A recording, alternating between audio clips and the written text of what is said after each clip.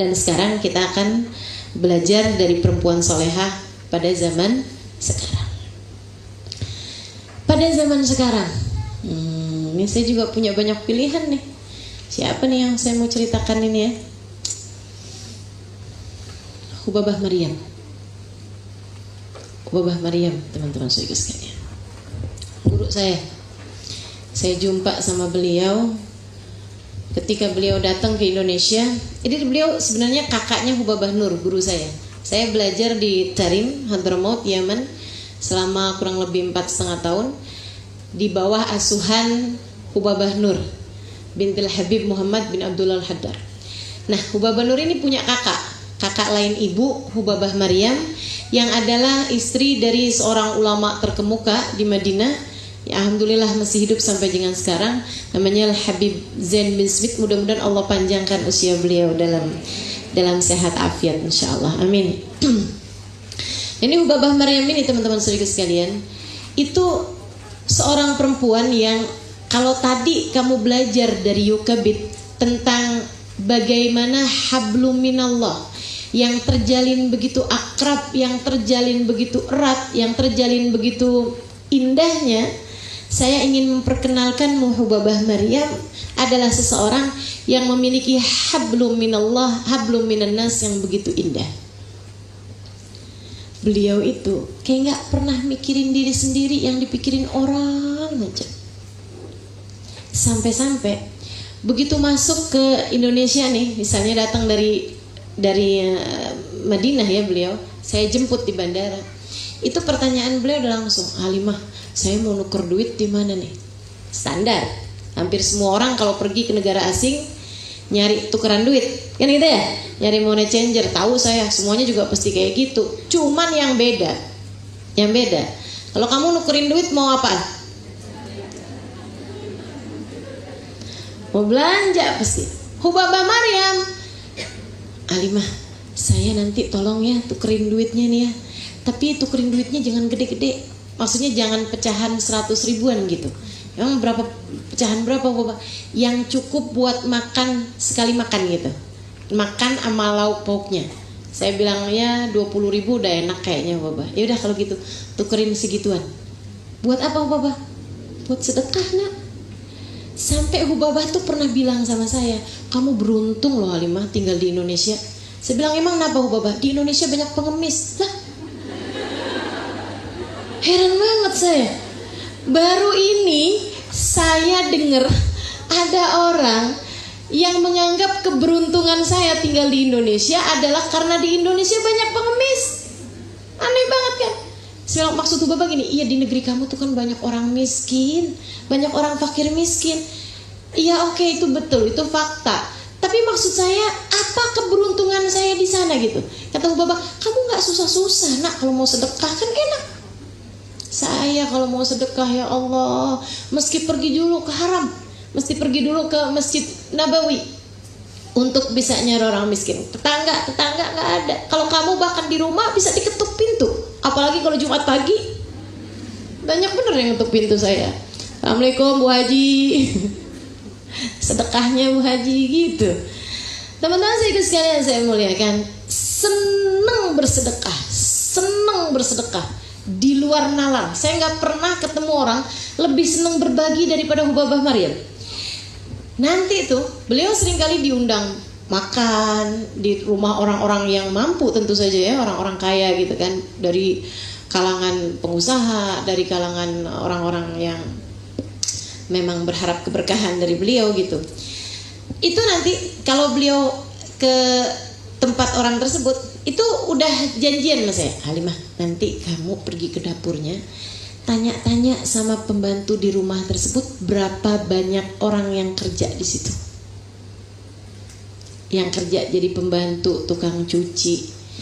Dari situ tuh saya juga tahu bahwa ternyata orang Indonesia nih kalau kaya gila-gila, kayaknya kayak gila. Saya tanya gitu kan, di sini pembantunya ada berapa ya Mbak? Itu orang rumahnya ada 4, suami, istri, anak 2. Saya bilang di sini nih orang yang kerja di sini jadi pembantu berapa orang ya? Mereka itu 12. Hah, 12? Ya Allah, itu satu orang diurusin berapa orang gitu ya. Mungkin itu sampai nggak sempet nyisir karena disisirin. Nggak gitu juga kan. Masya Allah. Nanti tuh Baba saya kasih tahu, Baba di sini yang kerja 12. Kata Baba, ya diem. Tuh beliau akan hitung duit gitu, terus kasihin ke saya, bagiin 200-an ribu atau 300-an gitu. Saya akan ke belakang bagiin. Sampai Bapak tuh nggak kemana. Semua orang pasti akan menyambut kedatangannya. Bahkan ke anak-anak kecil. Tiap ketemu anak kecil, nggak hanya hari Lebaran. Asal ketemu anak kecil umur 4 tahun, 5 tahun, 6 tahun tuh kumpulin semuanya, sini bagiin gitu. Beliau kemudian bawain permen atau coklat, itu beliau sengaja bawa dari Madinah, teman-teman saudara sekalian, cuman buat bagi-bagiin anak kecil. Katanya Hubabah Maryam, Halimah, Nabi Muhammad tuh senengnya membahagiakan anak-anak kecil. Yuk kita ikutin, kita senengin. Itu kalau kamu bahagiain anak, coba kamu perhatiin, hatimu sendiri tuh akan bahagia.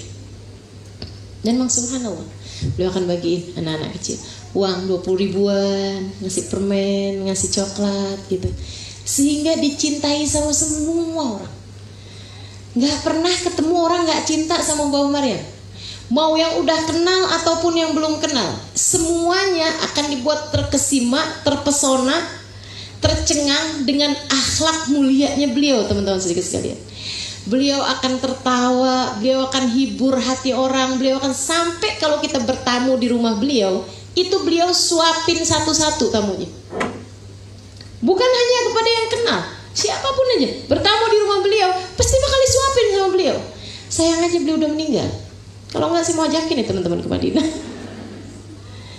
Disuapin. Masya Allah. Itu hatinya terbuat dari apa sih nggak tahu. Kayaknya jatah rahmatnya Allah waktu diturunin ke hatinya luar biasa banyaknya gitu.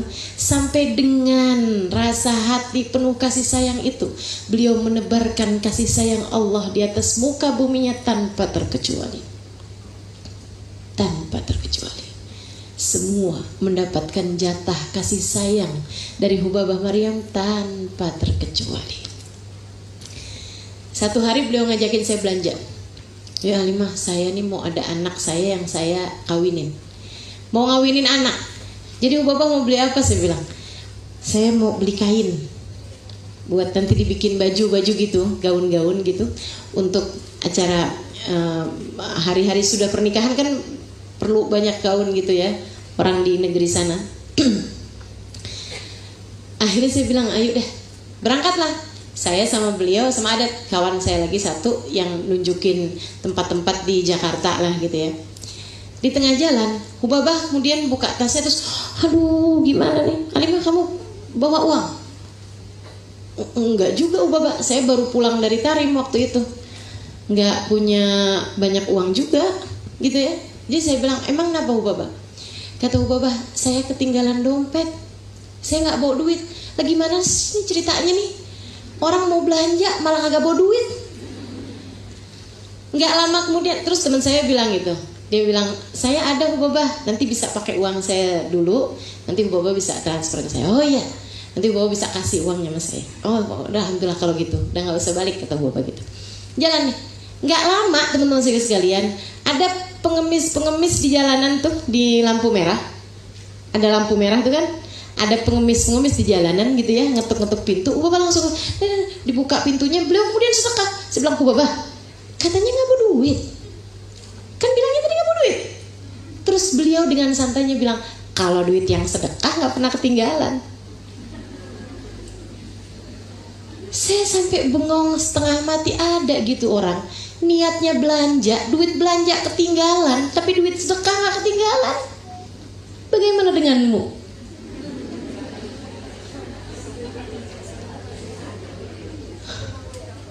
Luar biasa teman-teman. Nggak pernah saya lihat di atas muka bumi ini orang lebih senang berbagi, lebih senang ngasih daripada Hubabah Maryam. Nggak pernah ketemu seumur hidup saya sampai dengan sekarang. Mudah-mudahan satu hari nanti saya ketemu yang lebih daripada Hubabah Maryam. Nanti saya ceritain sama teman-teman, insya Allah. kesenangannya berbagi luar biasa. Sampai pernah di satu daerah gitu ya, Hubabah lihat ada anak-anak muda zaman sekarang, zaman itu waktu itu ya, itu mulain pakai baju yang robek-robek gitu loh, bawa gitar, nongkrong di jalanan gitu. Wah, sebelah, Halimah sedekahin, kesian bajunya robek-robek. Saya bilangin sama Hubabah, itu Hubabah bajunya robek bukan karena miskin. Terus kenapa tuh? Ya emang modelnya gitu. Astagfirullah. Beliau nggak ngerti kok bisa gitu. Ada orang kaya bisa pakai baju yang nggak robek, malah pilih baju yang robek. Nah itu ya, otak tuh emang suka rada-rada nyeleneh mikirnya. Ini Hubabah Maryam, teman-teman sekalian. Kesenangannya berbagi luar biasa. Seneng ngasih, seneng memberi, dan seneng menyenangkan hati orang. Tidak suka melukai hati siapapun, bahkan anak kecil sekalipun. Beliau itu ke Indonesia nih, kan jarang-jarang, kadang 2 tahun sekali waktu masa hidupnya beliau ya. Jarang-jarang gitu beliau ke Indonesia, 2 tahun sekali, 3 tahun sekali. Dan ketemu kan sama banyak orang, tapi tiap ketemu sama orang itu beliau hafal namanya. Sampai saya tuh heran gitu. Satu hari saya bilang, Hubabah, kok bisa sih Hubabah hafal nama-namanya orang tuh begitu banyak gitu. Banyak banget nama orang di Indonesia yang Hubabah hafal gitu. Ya kalau kayak gini, majelis gini, beliau gak hafal. Maksudnya orang-orang yang deket gitu, orang-orang yang kalau kita ketemunya 3 tahun sekali kan belum tentu, betul gak? Dan ketemunya sekali doang gitu kan, 2 kali gitu. Jadi kan suka lupa kan. Ini beliau gak ada lupa-lupanya. Beliau kemudian bilang, Halimah, orang tuh kalau disebut namanya, diingat namanya senang. Jadi saya berusaha untuk mengingat nama setiap orang buat menyenangkan orang. Kepikir. Saya bilang gimana caranya? Setiap kali orang sebut namanya kamu ulangi. Terus saja kamu ulangi. Misalnya gitu, kamu siapa? Saya Fatimah, gitu kan? Ah, Fatimah apa kabar? Fatimah kemarin gimana urusannya? Udah beres? Fatimah udah nikah? Fatimah terus gitu, Fatimah. Nanti kamu akan ingat, kata Bapak gitu. Oh, saya praktekin, nggak ingat juga. Masya Allah, kesenangan untuk menyenangkan orang lain, bahkan kepada anak kecil. Pernah satu waktu kami ada di Surabaya, Sohibul Bednya itu karena kepengen banget anaknya deket sama Hubabah. Hubabah ada jadwal ke pondok pesantren, anak-anaknya disuruh ikut satu mobil sama Hubabah. Anak-anaknya juga seneng karena Hubabah orangnya memang ya kayak gitu itu. Maksudnya nggak bikin sungkan, nebar kasih sayang gitu. Jadi ini ada anak gitu ya. Ini Hubabah, ini anak tersebut, sampingnya saya gitu. Iya, kayak gitulah posisinya ya. Oh, Hubabah di tengah, anak ini terus saya gitu di samping Hubabah. Anak itu juga di samping Hubabah gitu. Di tengah jalan, namanya anak-anak ya. Saya nggak ngerti juga gimana ceritanya, mungkin dia belum sarapan atau apa, saya nggak paham. Muntah. Yang muntahannya itu jatuh ke bajunya Hubabah. Yang Hubabah itu mau datang nyampe itu mau langsung ngisi kajian. Mau langsung isi kajian di pondok pesantren yang udah ditungguin ribuan orang di pondok pesantren tersebut. Ini bajunya ketumpahan muntahan seorang anak umurnya kayak 9 tahun gitu. Saya tuh udah yang ya ampun, maksudnya udah gak bisa bayangin gitu kayak apa rasa bersalahnya anak itu, kayak apa gak nyamannya Hubabah gitu kan. Dan biasanya kan kalau secara spontan kayak begitu kan orang akan langsung kelihatan tuh, maksudnya keselnya apa-apanya gitu. Ya ampun nak, kamu kok misalnya gitu ya. Hubabah spontannya beliau ketawa. Jadi begitu gitu muntah di bajunya Hubabah tuh ya. Saya sampai heran gitu. Kan memang ada ya orang-orang kalau kesel ketawa. Kalau marah ketawa ada loh. Ada, kalau takut ketawa juga ada. Saya pernah ketemu itu orang kayak gitu. Jadi pas dikasih tahu sama dokternya gitu, kamu kena sakit ini. Takut. Ya takutnya malah ngakak. Dia bilang, ya Allah Ustazah, saya sampai bingung. Karena saya tuh Ustazah kalau takut saya ngakak Ustazah, ya Allah. Gimana tuh? Lagi ada aja. Jadi Ubaba nih begitu kejadian kayak gitu, beliau malah ketawa gitu. Terus Ubaba begitu habis selesai ketawa, beliau bilang kayak gini, ya Allah, saya ingat lagi zaman saya kecil, saya persis kayak kamu nak. Jadi anaknya tuh langsung senyum. Terus dia bilang, maaf Babanya bilang, nggak apa-apa, kamu persis sama kayak saya waktu zaman saya kecil. Saya kalau dibawa kemana-mana sama abah saya sama umi saya suka muntah juga. Dan langsung cair, begitu luas hatinya. Kayaknya tuh yang tumpah ya udah biarin muntahannya aja, hatinya jangan sampai tergores, hatinya jangan sampai terluka. Masya Allah. Begitu nyampe ke pondok pesantrennya, Ubabah langsung pamitan dulu kamar mandi sambilan minta tolong sama saya, tolong Halimah carikan daster atau apapun. Beliau bilang sambil ininya minta tolong dicucikan. Udah santai aja beliau. Beliau kemudian pakai dasternya Sohibul Bednya seneng. Ubabah memberikan kajian dengan pakai baju dari beliau gitu, baju dasternya beliau. Habisnya selesai dipakai sama Ubabah itu disimpen, nggak dicuci-cuci udah. Berkahnya Ubabah tuh hati, saya pengen pinjem hatinya Ubabah Maryam. Kalau lagi ngadepin orang berasa berat-berat, ya Allah pengen pinjem saya rasa hatinya. Bagaimana mungkin bisa memiliki hati seluas itu sehingga tidak ada yang pernah tersakiti dengan ucapannya, bahkan membahagiakan siapapun bersama dengan ucapan beliau. Suaminya, ya Allah, cintanya sama Ubabah Maryam luar biasa.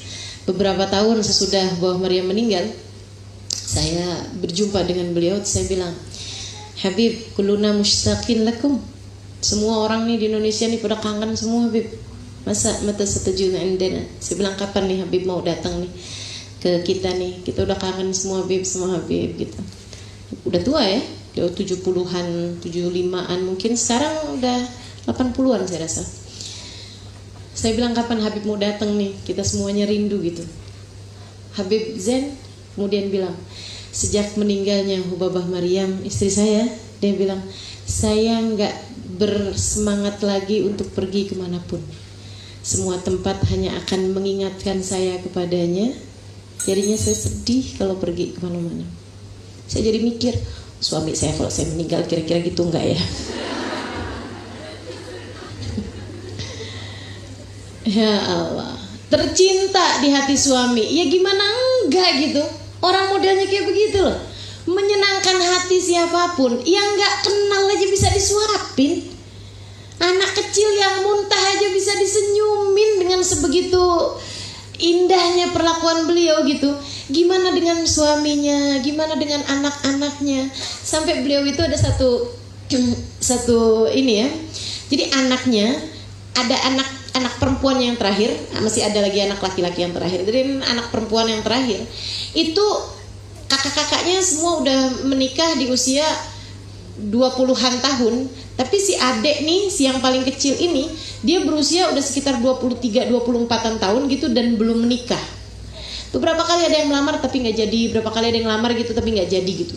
Jadinya Ubabah Maryam itu kayak kepikiran gitu sama anaknya, ya Allah kesiannya anak saya nih. Sehingga ketika beliau berjumpa dengan orang-orang solehah, orang-orang tua di Indonesia bahkan, itu beliau pasti akan mintain doa buat anaknya. Doain dong anak saya biar cepet-cepet jodohnya gitu. Selalu beliau tuh mengatakan seperti itu gitu. Hal yang wajar, ibu-ibu kan semua kayak begitu kan. Dan memang sunnah untuk kita meminta doa kepada orang lain. Katanya Nabi Muhammad, iltamisu min ikhwanikumud doa. Mintalah doa kepada orang lain, kepada saudara-saudara muslimmu. Kamu gak pernah tahu dari lisan siapa doa diijabah. Jadi Bapak gak pernah gengsi untuk meminta doa kepada orang lain gitu. Walaupun orang, Bapak masa saya doain? Enggak, doain beneran. Saya minta kamu doain buat saya, buat keluarga saya, doain buat anak saya biar dia cepat dapat jodohnya. Ada hal yang menarik bahwa pernah waktu saya dengar Ubabah tuh minta doa sama seorang perempuan kayak begitu. Nggak lama habis Ubabah jalan pergi, misalnya mau ke ruangan yang lain untuk makan atau untuk kamar mandi atau apa gitu, si anak ini kemudian, anak yang dimaksud sama Ubabah tadi loh, yang dimintain doa untuk mudah-mudahan cepet dapat jodoh itu, dia kemudian deketin perempuan ini yang dimintain doa sama Hubabah tadi tuh. Dia bilang gini, Umi, Hubabah, tolong ya doain saya biar jangan nikah dulu. Anaknya, kan ini kan kebalik-balik nih kan. Anak zaman sekarang anaknya yang pengen nikah. Dia bilang tolong doain saya biar saya jangan nikah dulu. Saya heran gitu. Kenapa gitu saya bilang? Namanya Sakinah. Sakinah, kenapa kamu doanya malah kayak gitu? Dia bilang sama saya, Halimah, Umi saya tuh kan udah tua. Umi ini udah tua. Dia bilang, Abah saya kamu udah tahu juga udah tua. Semuanya itu nggak bisa saling bantu satu sama lain. Maksudnya Hubabah Maryam agak susah untuk minta bantu suaminya. Misalnya gitu lagi bangun tidur terus agak berat gitu kan, agak susah untuk minta bantuan suaminya gitu, karena suami juga sama-sama tua gitu kan. Dia bilang jadinya minta tolongnya sama saya yang siapin obat, saya siapin vitamin, saya siapin apa segala macam gitu. Halimah, kalau saya nikah pada usia sekarang, di saat kakak-kakak saya semuanya udah nikah, saya akan meninggalkan orang tua saya. Saya akan khidmah kepada suami saya. Saya nggak mau kehilangan kesempatan untuk berkhidmah kepada kedua orang tua saya. Makanya saya minta benar-benar sama semua orang yang ngedoain saya biar cepat dapat jodohnya karena permintaan ibu saya pasti akan minta kepada dia untuk doakan saya agar jangan dulu dapat jodoh saya. Sebab saya masih ingin berkhidmah kepada kedua orang tua saya. Bagi saya, berkhidmah kepada kedua orang tua saya adalah surga saya di atas muka bumi ini. Ibunya solehah, ayahnya solehah, ya anak juga gini solehah. Yang sering terjadi sama kita nih kan nggak gitu. Ibunya mendidik anak seperti yang dia mau, diomelin, diiniin, suruh kerja, suruh kamu nggak bakti sama saya sebelum kamu bisa beliin saya ini, sebelum kamu berangkatin mama pergi haji. Waduh, berat bener. Si anaknya juga gitu, mama nih nuntut mulu sama anak. Berikan kebebasan kepada anak, mama kalau nggak saya laporin Polda nih mah. Kekerasan dalam rumah tangga. Ya, belajar untuk bisa menebarkan kasih sayang Hubabah Maryam kepada anaknya, kasih sayang sampai beliau meninggal. Waktu beliau meninggal, saya ada di Saudi Arabia. Subhanallah, saya mau minta sama Allah, ya Allah, Engkau maha mendengar, Engkau maha mengetahui. Saya cintanya sama perempuan ini luar biasa. Saya anggap ibu bagi saya, ibu saya. Saya dengar suara beliau begitu parau, telepon saya untuk minta saya bersedekah. Halimah, rekening kamu nomornya masih sama. Iya Hubabah masih sama. Kenapa emang? Saya mau sedekah ya nak, saya mau transfer, tolong bagi-bagiin sedekah saya sama orang-orang miskin yang kiranya dipakai sama mereka buat makan. Saya kepengen masih bisa memberikan makan kepada hamba-hambanya Allah. Saya bilang marhaba Hubabah. Terus saya tanya, Hubabah kayaknya suaranya lagi sakit. Iya, saya lagi sakit, doain ya, mudah-mudahan bisa sabar. Suara terakhir beliau, habis saya minta beliau berdoa, doain saya. Bahkan beliau lagi sakit gitu masih doain saya. Nah, habis selesai saya tutup teleponnya. Saya doa minta sama Allah, ya Allah, saya cinta pada beliau. Saya minta untuk dihadirkan kalau ada sesuatu terjadi sama beliau. Kalau beliau sampai nggak ada umur, saya minta dihadirkan. Subhanallah, Allah ijabah. Mungkin karena kemuliaan Hubabah Maryam juga ini teman-teman sekalian. Jadi saya lagi umroh, pas saya lagi ada di sana, saya jenguk beliau di Madinah. Pas saya pergi ke Mekah, dengar kabar beliau meninggal dunia. Waktu saya jenguk beliau di rumah sakit, habis dari rumah sakit saya ke rumah beliau dan saya ketemu sama anak perempuannya yang tadi nih, yang Sakinah ini. Saya begitu ketemu sama dia gitu, dia pelukin saya pelukin dia, nangis berdua kita. Terus dia bilang begini nih, anaknya nih yang belum nikah nih. Dia bilang, "Khalas Halimah Hubabah betul. udah nih Halimah, Hubabah akan segera berangkat. Hubabah mau jalan nih, dia bilang. Saya bilang sama Sakinah ini, jangan gitu Sakinah, kita harus doain biar Hubabah panjang umur. Kita nggak boleh putus asa, saya bilang. Kita harus doain biar Hubabah panjang umur. Sakinah bilang, Halimah, saya adalah orang nomor 1 yang mendoakan beliau panjang umur. Saya sampai doa minta sama Allah, ya Allah panjangin umur umi saya. Walaupun terbaring di atas tempat tidur, nggak apa-apa, buat saya urusin, buat saya baktiin. Saya nggak apa-apa, saya sakit terbaring di atas tempat tidur berapa tahun gitu, nggak bisa ngapa-ngapain, nggak apa-apa. Yang penting umi saya ada bersama dengan saya. Buat saya dia bukan hanya umi Halimah, ibu juga, saudara juga, kakak yang menyenangkan juga, kawan bercerita juga. Dia buat saya adalah semua orang. Kalau beliau nggak ada umur, saya yang paling sedih di antara semuanya. Saya bilang, terus kenapa kamu berkata tadi Hubabah mau pergi gitu? Dia bilang, tadi pagi nih sebelum Hubabah dipakein oksigen yang membuat beliau nggak bisa bicara, nggak enak bicara, tidak memungkinkan untuk bicara. Dia bilang beliau minta dikumpulin anak-anaknya. Beliau kemudian bilang sama anak-anaknya, khalluni aruh, udah ya nak, biarin umi jalan, biarin umi berangkat. Bukan meninggal ya, bahasa mereka ini ya, berangkat, karena memang perjalanan hakiki ke sana. Dunia ini nih sebentar aja gitu, mau nyusun bekal, habis itu dibawa nih buat berangkat gitu. Beliau mengatakan, khalluni aruh, wahai anakku sayang semuanya, biarkan aku pergi, ikhlaskan aku pergi. Kalian gak usah khawatir, kalian gak usah takut. Kam qad sawwali rabbi fil jannah. Berapa banyak yang Allah sudah siapkan untukku di surganya. Kalian gak usah khawatir. Umi udah diperlihatkan sama Allah. Sudah begitu banyak yang Allah persiapkan untuk umimu ini di surga. Maksudnya dari kenikmatan-kenikmatan dari sejak alam barzah dan lain-lain. Ya gimana gak disenengin sama Allah? Hidupnya isinya cuma nyenengin orang terus. Suaminya dibuat seneng, anaknya semua dibuat seneng, keluarganya dibuat seneng, saudaranya dibuat seneng. Gak ngerti nyakitin hati orang, tapi selalu membuat senyum orang. Teman-teman saudaraku sekalian yang saya muliakan, ya Allah, ingin rasanya hati ini kecipratan dari kebaikan-kebaikan hati yang Allah karuniakan kepada Hubabah Maryam. Kemampuan untuk bisa menebar kasih kepada siapapun, kemampuan untuk memberikan kasih sayang kepada siapapun, kemampuan untuk mencintai setiap hamba-hamba Allah Subhanahu wa ta'ala. Masya Allah, Masya Allah, luar biasa teman-teman sekalian. Habis selesai beliau bicara seperti itu, giliran saya yang gantian nangis. Habis itu dapat 2 hari kemudian saya dengar kabar beliau meninggal dunia. Kami pun bertakziah ke sana, balik dari Mekah ke Madinah.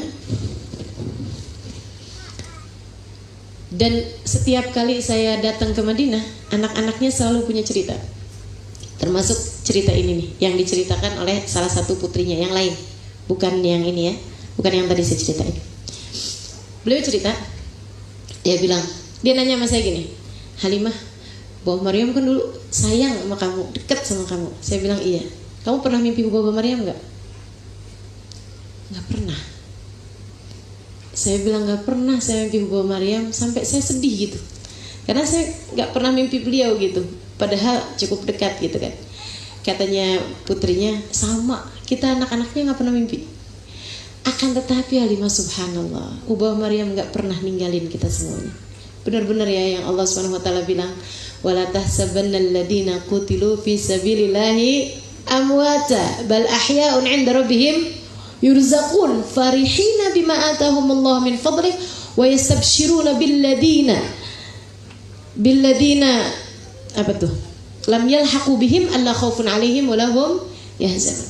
Kata Allah, janganlah kalian sangka orang yang matinya di jalan Allah Orang mati di jalan Allah itu bukan hanya mati di medan peperangan, tapi orang yang matinya di jalan Allah karena mereka hidupnya di jalan Allah. Hubba Maryam ini kan hidupnya menebar rahmat kasih sayangnya Allah. Teman-teman sekalian, la tahsabanna alladziina qutilu fi sabilillahi amwata. Mereka enggak mati, bal ahyaun. Mereka hidup. Inda Allah, di sisi Allah, yurzaqun, diberi rizki. Diberi rizki. Katanya para ulama, dan kalau mereka diberi rizkinya banyak kan bisa berbagi bahkan dari alam barzahnya. Makanya kenapa saya adalah salah satu di antara yang senang untuk berziarah ke makam para wali. Ke makam para wali dengan syarat ini ya, makam para wali, kubur para wali, kubur para nabi. Saya senang berziarah kepada mereka karena saya yakin mereka punya sesuatu untuk bisa dibagi kepada orang yang hidup dari ampunan Allah ketika kita meminta kepada Allah dengan keberkahan mereka. Ya Allah, dengan keberkahannya beliau ini ya Allah, karuniakan kepadaku ampunan, karuniakan kepadaku kebaikan-kebaikan yang kau berikan padanya. Ya Allah, akhlaknya mereka ya Allah, karuniakan juga kepada saya. Ya Allah, ketawaduan mereka karuniakan juga kepada saya. Ya Allah, kebaikan hati mereka karuniakan juga kepada saya. Teman-teman sekalian, kata anaknya cerita, kami nih Halimah, satu hari kami mau masak gitu ya.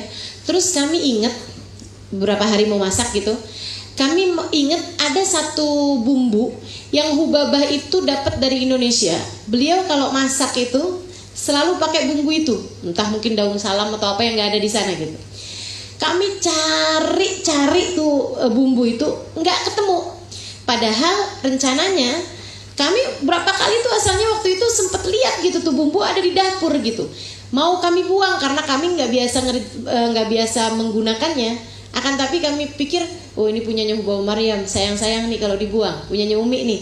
Jadi mendingan kita masak aja, masak daging, terus bumbu ini dipakein, terus dagingnya, masakannya kita bagi-bagiin sedekah buat Umi. Jadi ini bumbu ini nggak kebuang gitu.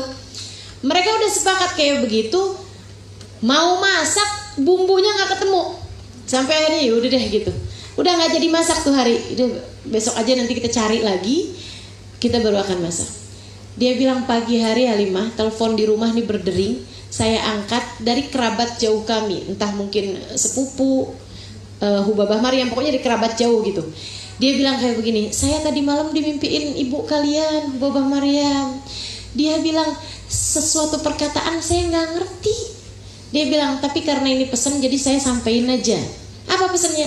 Dia bilang bumbunya di belakang kulkas.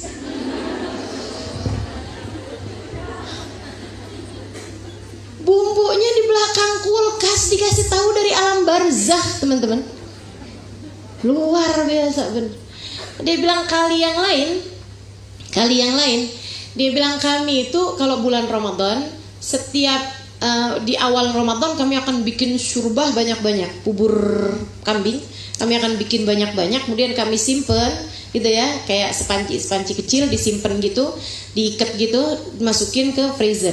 Nanti setiap kali ada tamu, kita masak bubur syurbah itu untuk kita hidangkan tamu. Tapi itu di masa hidupnya Hubabah Maryam. Kami kemudian merasa bahwa sesudah kewafatan Hubabah Maryam, kami keberatan untuk itu. Jadinya kami bilang udah deh nggak usah masak kayak gitu kan berat, mana nggak ada pembantu kita sekarang gitu kan. Udah aja deh kita kalau ada tamu ya udah suguhin aja sambusa, suguhin makanan-makanan kecil, kurma apa gitu sama kopi gitu kan. Udah kayak gitu aja. Semua sepakat untuk kayak begitu. Dia bilang, kami pun tidur. Pagi-pagi hari ada bibi saya, dia bilang, dia datang ke rumah kami, kemudian dia bilang, saya tadi malam dimimpiin ibu kalian. Ibu kalian bilang jangan kurangin yang buat tamu beliau setiap bulan Ramadan. Tetap ingin berbagi, tetap ingin menghormati tamu walaupun dari alam barzakh, teman-teman. Kebayang betapa sangat agungnya mereka ini, para kekasih Allah Subhanahu wa taala. Dan kamu, cerita ini sangat akurat karena saya melihatnya dengan kedua mata saya. Saya mendengarnya dengan kedua telinga saya, bukan cerita dari negeri antah berantah atau kejadian ratus ribu tahun yang lalu, bukan teman-teman saudaraku sekalian. Walaupun cerita yang pertama juga akurat, bahkan paling akurat, karena yang bercerita adalah Allah Subhanahu wa Ta'ala di dalam Al-Quran. Tapi ini teman-teman saudaraku sekalian, saya saksi dari kehidupan seorang perempuan solehah yang sepanjang hidupnya senantiasa menebarkan rahmat terhadap siapapun. Dan saya juga yakin di hari akhirat nanti berapa ribu saksi sedekah beliau. Di hari akhirat nanti berapa rombongan yang akan menjadi saksi kebaikan-kebaikan beliau. Untuk kemudian membuat kita bertanya kepada masing-masing diri kita, kiranya jika di hari akhirat Allah hadirkan saksi kebaikanmu, berapa banyak dari mereka? Ataukah justru Allah mungkin akan menghadirkan saksi-saksi perbuatan dosamu, saksi-saksi tajamnya lisanmu, saksi-saksi ucapan-ucapanmu yang menyakitkan hati? Atau jangan-jangan saksinya tidak lain tidak bukan adalah orang terdekatmu, di mana suamimu akan berkata, ya Allah, aku adalah suami yang paling sengsara waktu di dunia, karena dia hanya mau untuk meminta tanpa pernah memberi kepadaku, karena dia hanya ingin diberi akan tetapi tidak pernah memberikan perhatian dan cinta kasihnya kepadaku. Ataukah saksi-saksinya justru adalah anak-anakmu sendiri yang menyaksikan betapa sangat cerewetnya ibu mereka, betapa sangat kejinya lisan ibu mereka? Atau justru saksinya adalah orang tuamu sendiri yang menyaksikan di hadapan Allah betapa sangat durhakanya hidupmu?